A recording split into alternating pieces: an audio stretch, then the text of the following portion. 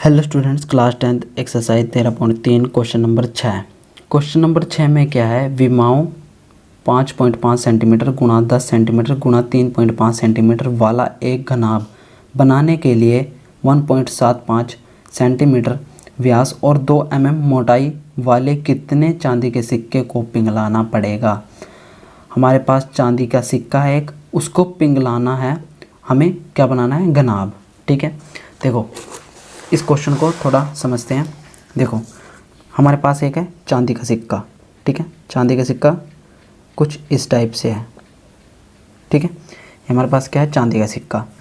चांदी का सिक्का का व्यास हमें दे रखा है कितना, 1.75। ठीक है, मतलब 1.75। और इसकी मोटाई मतलब कि इसकी ऊंचाई भी दे रखी है हमें। ये चांदी का सिक्का है, इसकी ऊंचाई भी हमें दे रखी है।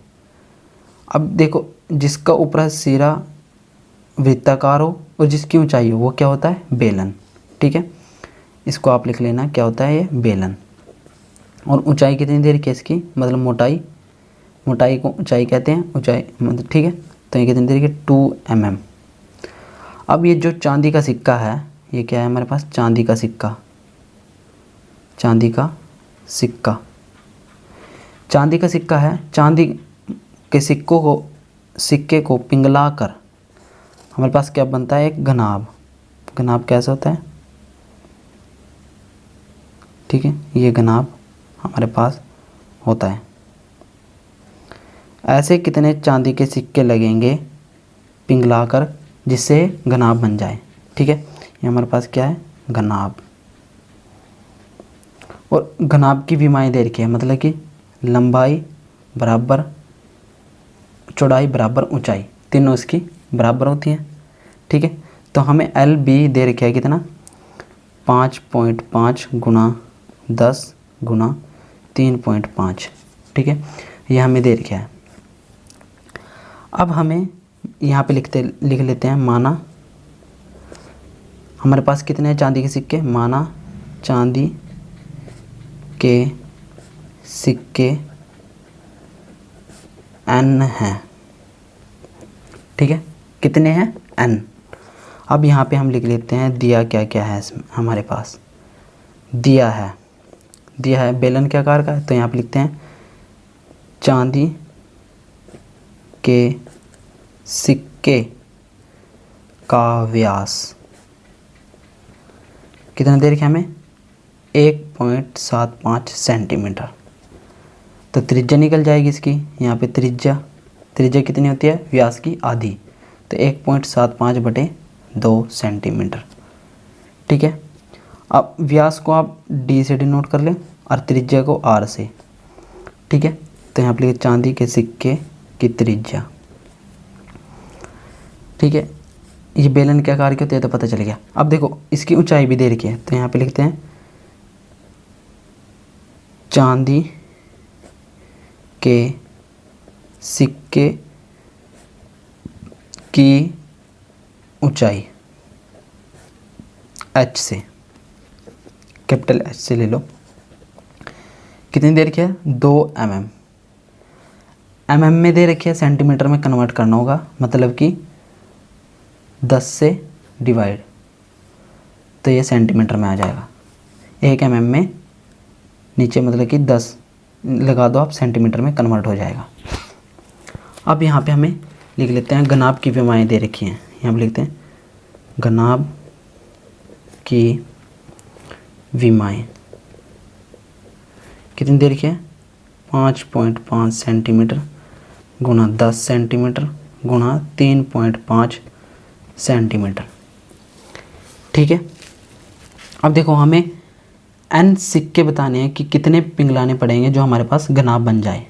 तो मतलब कि बेलन का आयतन बराबर किसके हो जाएगा, घनाभ के आयतन के। इसको हम n ले लेते हैं, यहाँ पे लिख लेते हैं प्रसानुसार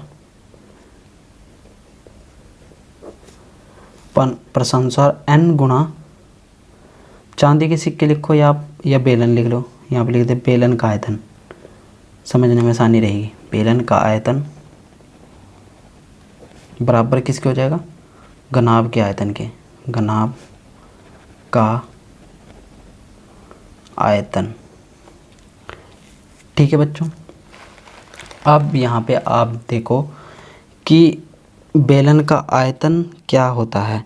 बेलन का आयतन होता है पाई आर स्क्वायर कैपिटल एच, और घनाभ का आयतन होता है एल गुणा बी गुणा एच।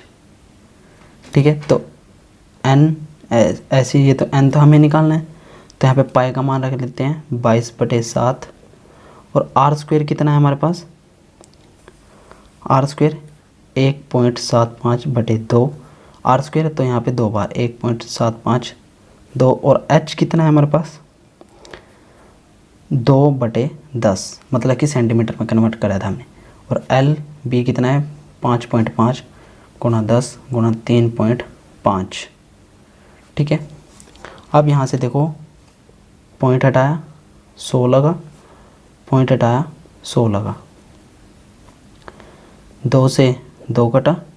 ठीक है, और यहाँ से 2 एकम 2, 2 एकम 2, यहाँ पे देखो 5 से कटेगा, 5 दूनी 10, 5 तिये 15, और 5 5 25, 7 एकम 7, 7 5 35। ठीक है, यहाँ पे आ गया। अब ये भी कट जाएगा 5 से, 5 दूनी 10, 0, और यहाँ पे आ जाएगा 5 तिये 15, 5 सते 5, 5 सते 35 आ जाएगा ना, यहाँ आ जाएगा 5 सते 35, तो यहाँ पे 7 आ जाएगा 37।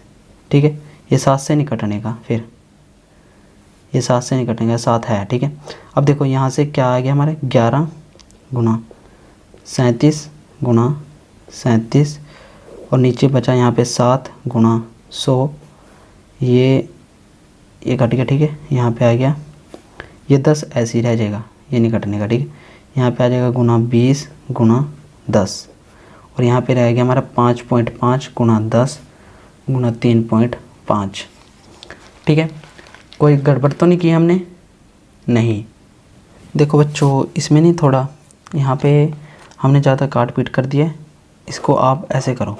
देखो यहाँ पे n गुणा पाई का मान 22/7 रखते हैं, और आर स्क्वायर कितना था 1.75/2 गुणा 1.75 गुणा 2, और यहाँ पे आ जाएगा 2/10।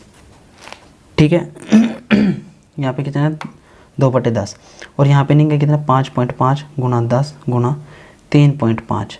अब देखो जितना भी ये नीचे है इसको यहाँ पे हम ले जाते हैं, तो n गुणा 22 गुणा 1.75 गुणा 1.75 गुणा 2, और इनकी गुणा करोगे आप तो कितना आएगा 192.5 गुणा, ये आएगा ऊपर 7 गुणा 2 गुणा 2 गुणा 10। ठीक है, यह आ जाएगा। अब n निकालना हमें, तो यहाँ पे आ जाएगा 192.5 गुणा 7, 2 दूनी 4, 4 दहा 40, यहाँ पे आ जाएगा 40, और नीचे कितना आ जाएगा 22 गुणा 1.75 गुणा 1.75 गुणा 2। ठीक है, हमारे पास ये आ जाएगा। ये तो देखो ये नीचे था, ये ऊपर चले गया, ये ऊपर था, ये नीचे आ जाएगा।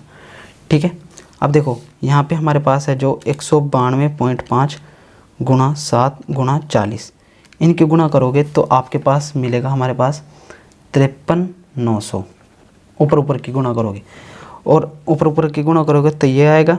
अब नीचे की गुणा करोगे तो क्या आएगा हमारे पास, देखो नीचे की गुणा करोगे तो हमारे पास आएगा 134.75। ठीक है, अब जो हमारे पास 53,900 है उसको डिवाइड करेंगे 134.75 से, तो कितना आएगा हमारे पास n का मान 400। ठीक है, जो सिक्के पिंगलाने पड़ेंगे हमें 400, n का मान कितना आ जाएगा हमारे पास 400। ठीक है, यहाँ पे हमारे पास थोड़ी गड़बड़ी हो गई थी, आप ये फॉलो करें। ठीक है, इससे आंसर जल्दी आ जाएगा।